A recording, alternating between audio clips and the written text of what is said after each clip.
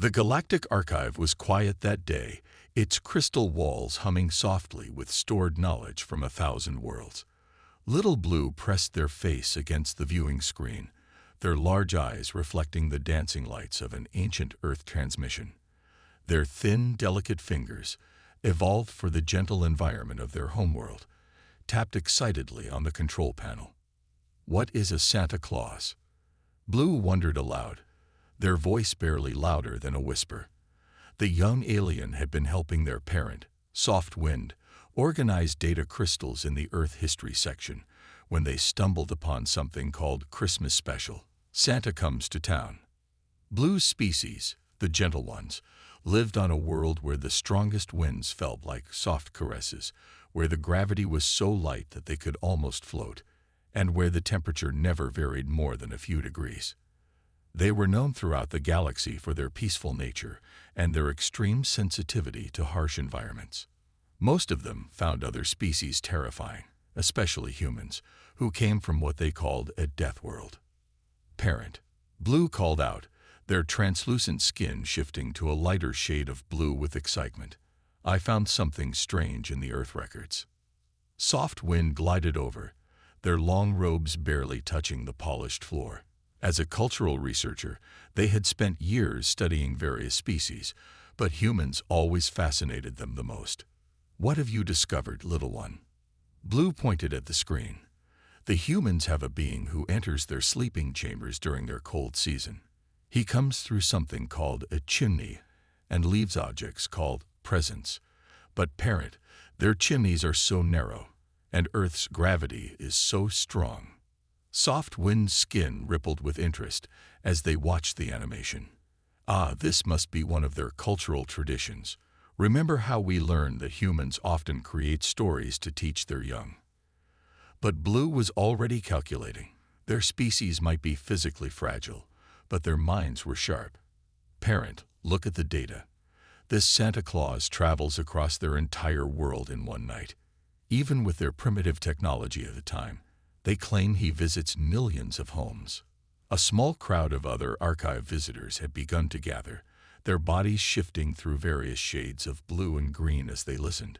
The thought of anyone willingly traveling through Earth's harsh winter was enough to make them shiver. And look, Blue continued, their voice rising with each new discovery. He carries a bag full of presents for every human child. In Earth's gravity. Parent, that would weigh. Their voice trailed off as they ran the calculations in their head. One of the observers, a senior researcher named Morning Light, spoke up. Considering Earth's gravity is nearly 3 times stronger than our own, and factoring in the number of human children at the time this was recorded, the weight would be impossible for any known species to carry. Blue's skin had turned almost white with excitement. But there's more. He has flying creatures called reindeer that pull him through the air in something called a sleigh. They fly in the cold, in snow, at night. The gathered crowd murmured in disbelief. They all knew about Earth's terrifying weather patterns.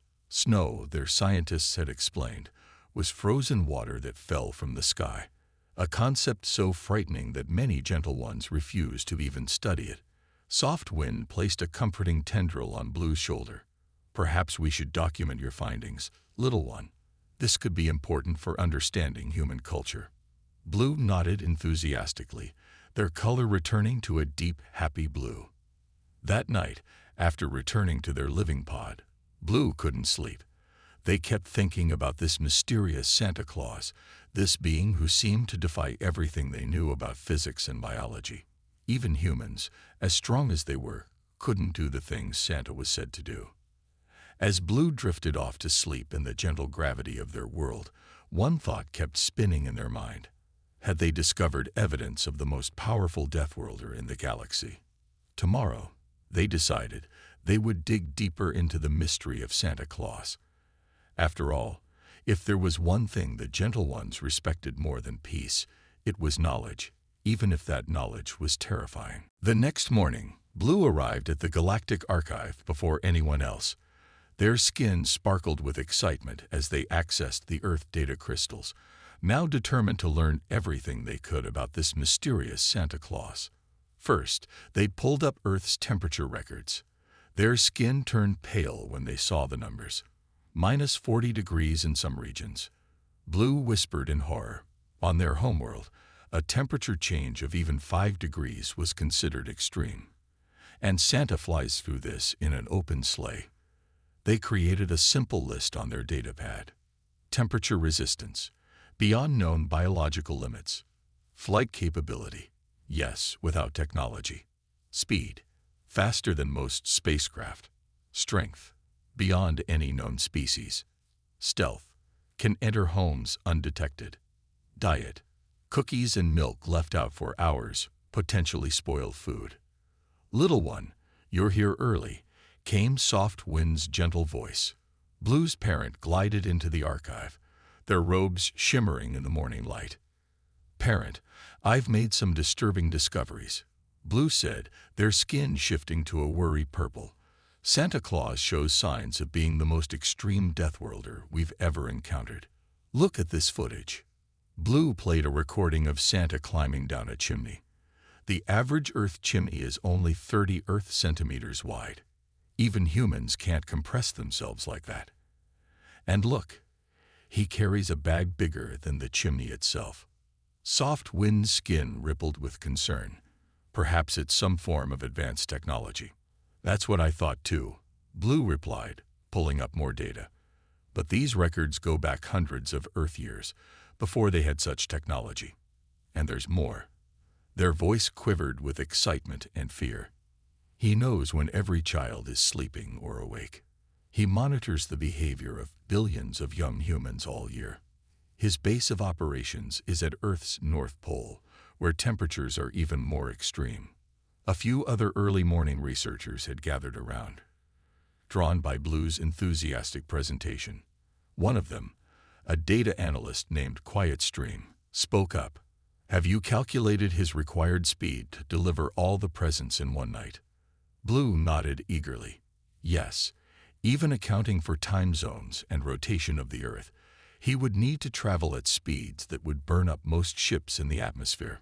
But he does it in an open sleigh. And the reindeer? Asked another observer. What do we know about them?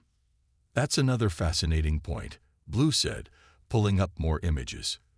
These reindeer are Earth animals that humans usually can't ride or fly with. But somehow, Santa has 9 of them pulling his sleigh through the sky. The lead one even has a glowing red nose that can pierce through snowstorms. The gathered crowd murmured in amazement. Many of them had studied humans and considered them incredibly tough, but this was beyond anything they had encountered. And strangest of all, Blue continued, their voice dropping to a whisper, he seems to bring joy rather than terror. Human children leave him food and write him letters. They don't fear him, even though he's clearly more powerful than any being we've encountered. Soft Wind placed a gentle tendril on Blue's shoulder. You've done impressive research, little one. Perhaps you should share your findings with your education pod. Blue's skin brightened at the suggestion. Yes, other young ones should know about this. If we understand Santa Claus, maybe we can better understand humans too. As Blue began organizing their data for a presentation, they couldn't help but wonder, what other incredible things about humans were they yet to discover? If they had beings like Santa Claus in their culture, what else were they capable of? The young alien looked out the archive's window at the gentle pink sky of their world. Somewhere out there, on a harsh planet called Earth, lived a species that not only survived in terrifying conditions, but created legends even more powerful than themselves. For the first time in their life, Blue felt something new, not just fear of the unknown, but fascination. The education pod was filled with young gentle ones, their skin shifting through shades of blue and green as they waited for Blue's presentation. Their teacher, Morning Dew, floated at the front of the room, their long tendrils wavering gently in the artificial breeze. Today, Morning Dew announced, Blue will share their research on an Earth entity known as Santa Claus. Blue glided to the front, their datapad clutched tightly in their delicate fingers. Their skin had turned a pale shade of determination as they activated the holographic display. "Fellow students," Blue began, their voice clear but soft, "what I'm about to show you may be frightening, but it's important for understanding human culture." They projected an image of Santa Claus, causing several students to shift to worried purple hues. This being visits every human child in a single night.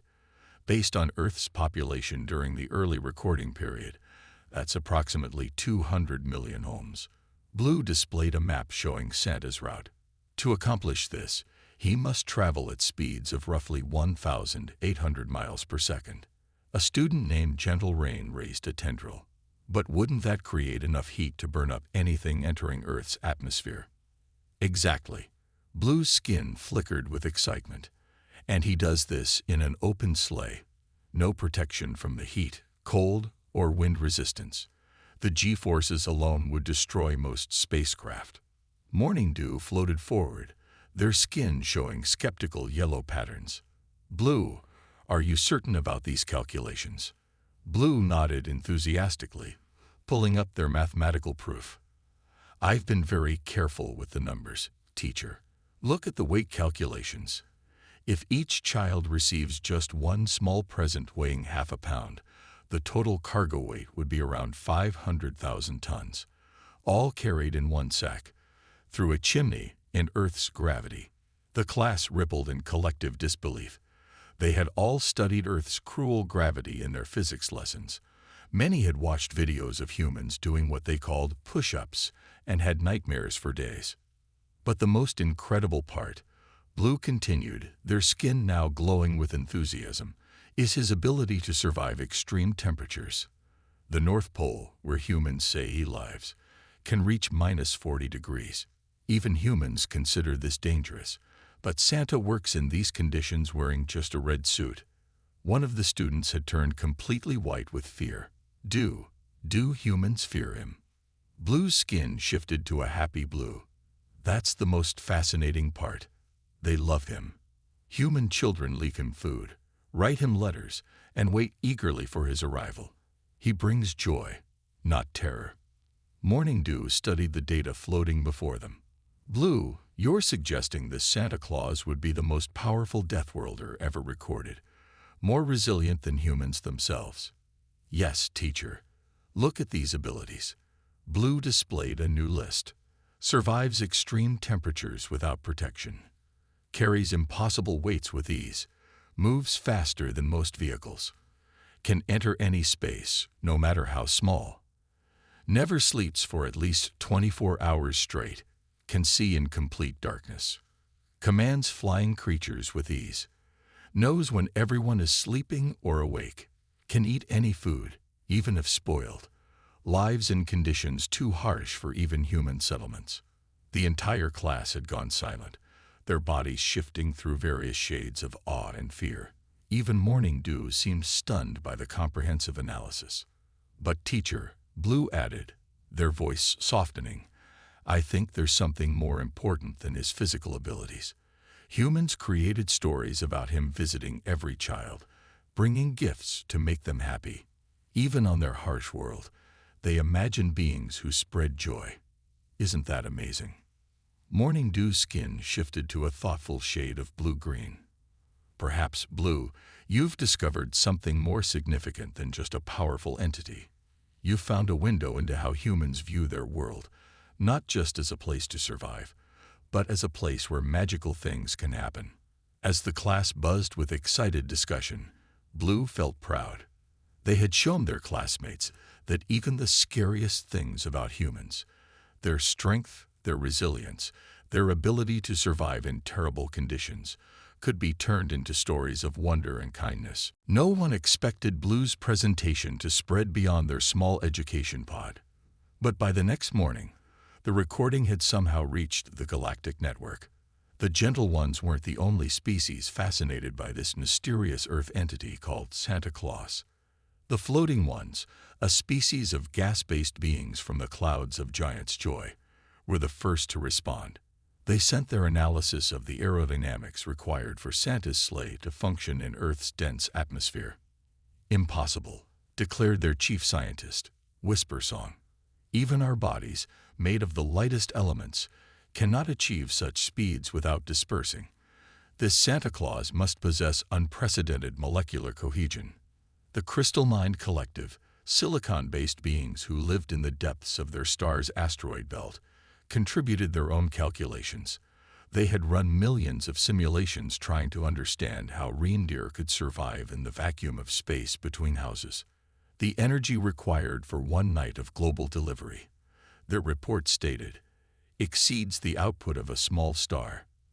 The being known as Santa Claus appears to break several fundamental laws of physics.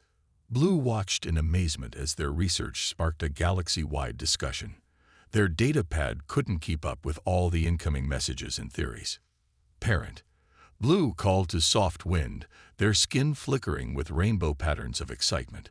Look at what the rock dwellers sent. The rock dwellers, a species that lived inside planets and considered Earth's surface uncomfortably empty, had created detailed maps of every possible chimney route on Earth. Their analysis showed that Santa would need to be able to change his shape at will to fit through some of the narrower spaces. Even the Void Dancers, mysterious beings who lived between stars and rarely communicated with other species, sent their thoughts. They were particularly interested in Santa's ability to distort time and space to deliver all presents in one night. Little one, Soft Wind said, watching their child's skin shift through happy colors, your curiosity has sparked something wonderful. The Galactic Scientific Council called an emergency session to discuss the implications. If humans had entities this powerful in their midst, how had this information been overlooked during first contact? Blue was invited to attend the session virtually, their hologram projected among the greatest minds in the galaxy. Their skin turned shy pink as they explained their research to the assembled scientists. But honored ones, Blue said softly, I think we're all missing something important. The humans tell these stories to their children not to frighten them, but to bring them joy.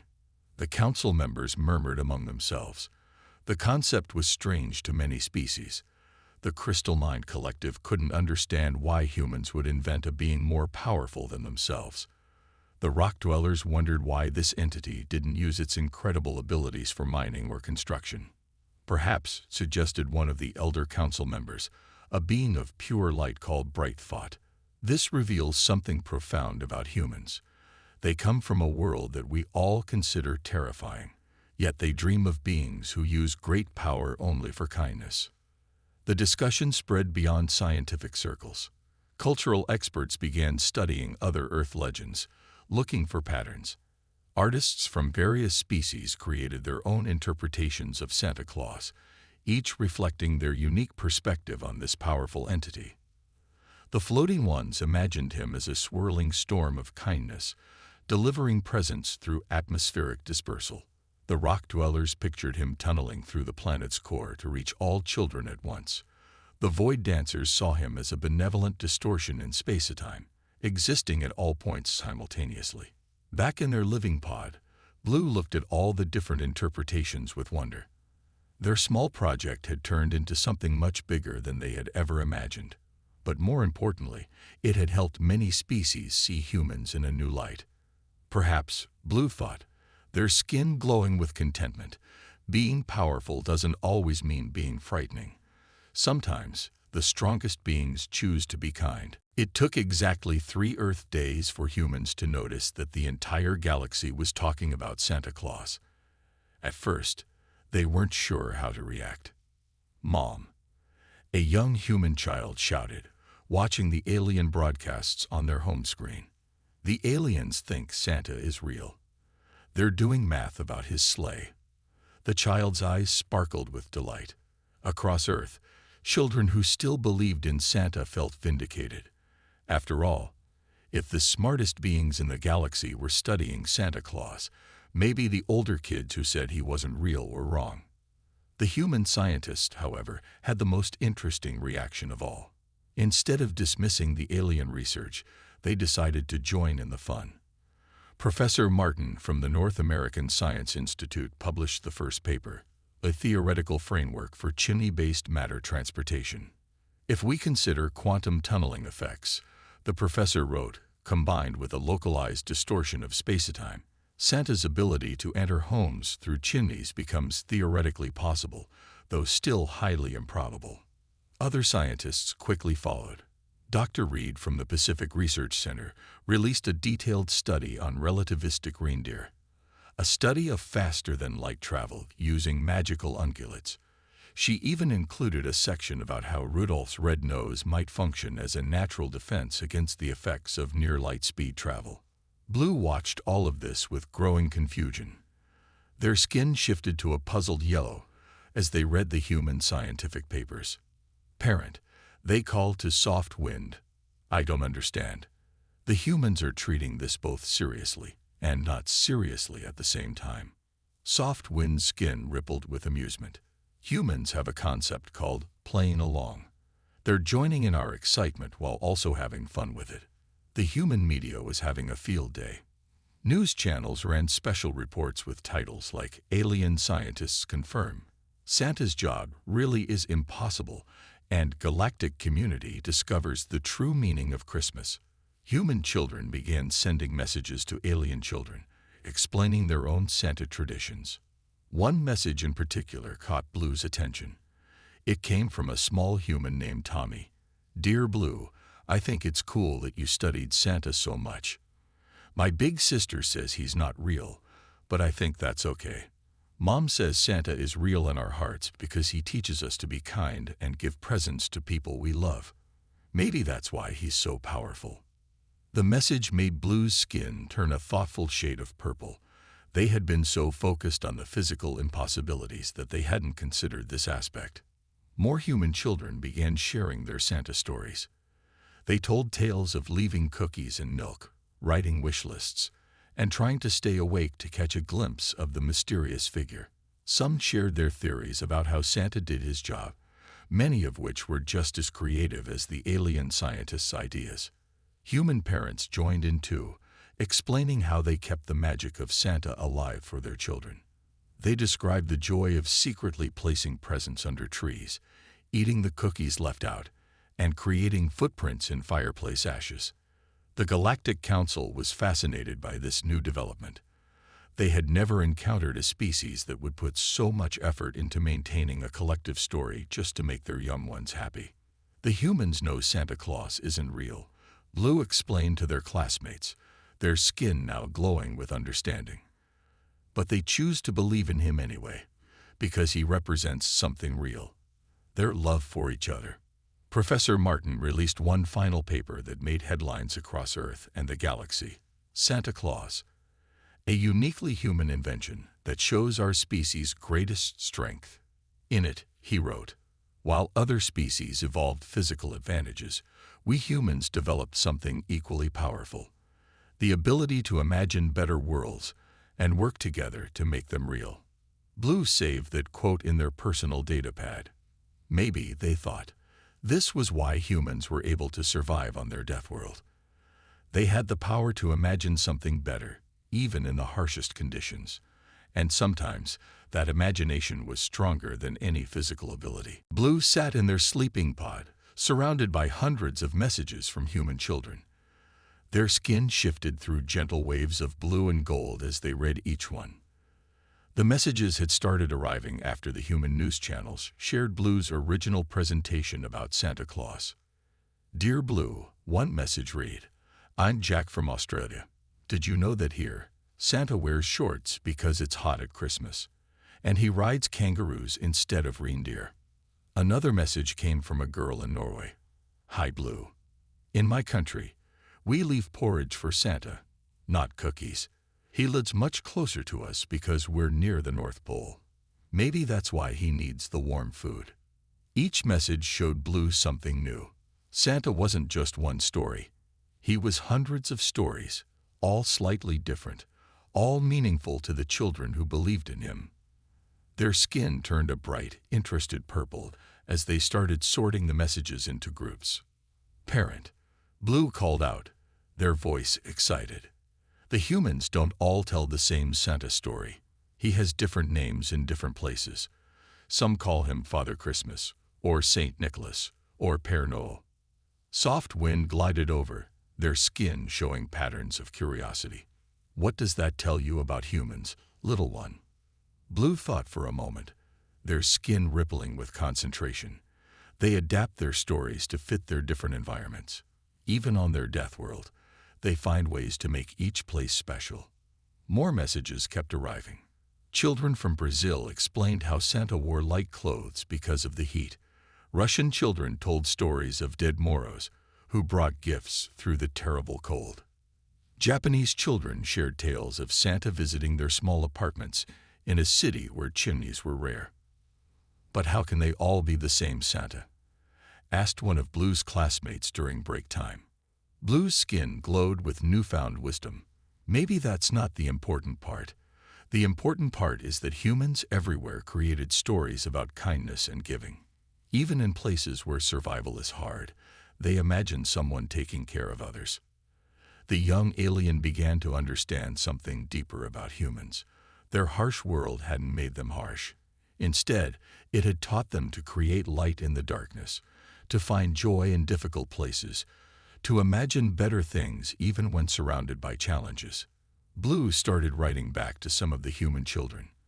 At first, they were nervous.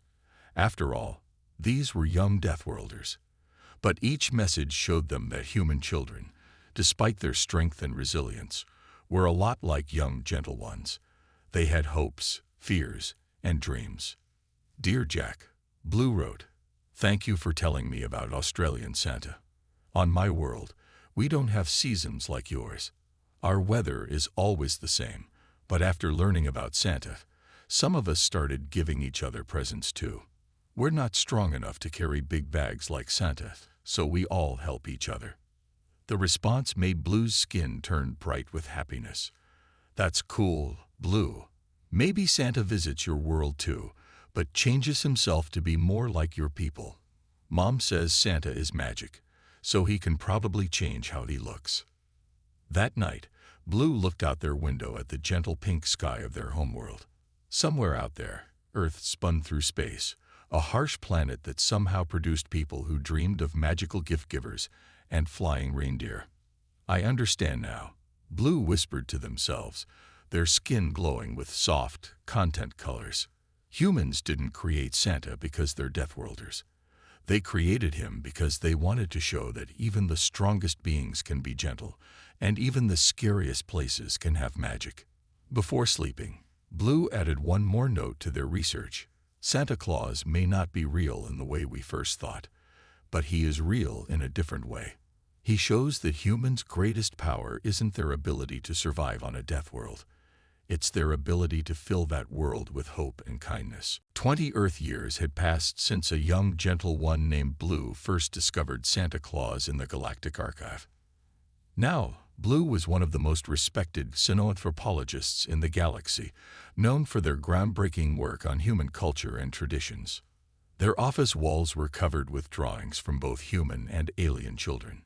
Each year, when Earth celebrated Christmas, Blue received hundreds of new pictures showing Santa Claus as imagined by different species across the galaxy. The floating ones drew him as a swirling cloud of colorful gas, delivering presents through air vents.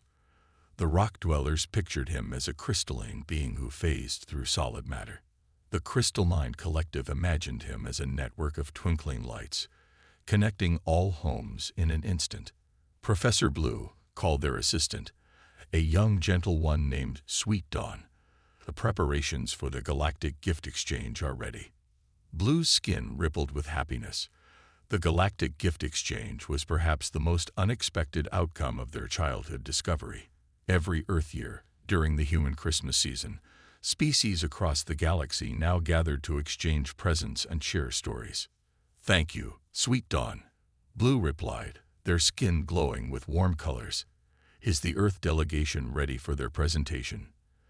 This year's delegation included Tommy, now grown up, the same human child who had first explained to Blue that Santa's real power was teaching kindness. He had become Earth's cultural ambassador to the Galactic Council. The Great Hall of the Galactic Cultural Center was filled with beings of all shapes and sizes. Some floated in the air, others rolled on the ground, and some existed as patterns of pure energy. But they all gathered for the same purpose, to celebrate the spirit of giving that a human story had taught them. Friends, Blue addressed the gathering, their voice soft but carrying to every corner of the hall. 20 years ago, I was a frightened young one who thought I had discovered the most powerful Deathworlder in the galaxy. I was wrong, but I was also right in ways I couldn't imagine. The assembled beings listened quietly as Blue continued. Santa Claus taught us something important about humans. On their harsh world, they didn't just dream of being strong enough to survive. They dreamed of being kind enough to help others. They imagined a being more powerful than themselves and gave him one purpose: to bring joy to children. Tommy stepped forward, smiling. And you taught us something too, Blue. Through your eyes, we saw our own stories in a new way. We remembered why we created Santa in the first place, to show that power and gentleness can go hand in hand. Around the hall, representatives from different species shared how they had adapted the Santa story into their own cultures. The Void Dancers had created a tradition of leaving small gifts in unexpected places.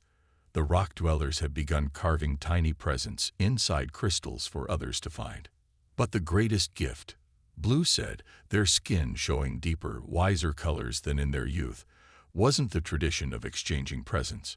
It was learning that even species as different as ours could share stories, could learn from each other, could find common ground in the simple act of bringing joy to others. As the celebration began, Blue watched young ones from 100 worlds exchange gifts and stories. Human children taught alien children how to make paper snowflakes. Young floating ones showed others how to create gift wreaths from colored gases. Crystal mind younglings demonstrated how to grow crystal ornaments. In one corner, a small human girl was telling a young rock dweller about leaving cookies for Santa. The rock dweller, in turn, was explaining how they left special glowing minerals as treats in their tunnels. Blue's skin glowed with contentment. Their childhood discovery had grown into something far bigger than just understanding a powerful Deathworlder. It had become a bridge between worlds, a reminder that the best stories don't just teach us about others. They teach us about ourselves. And somewhere, Blue liked to think, Santa Claus was looking down at all of this with approval. After all, what better gift could there be than bringing the galaxy together, one story at a time?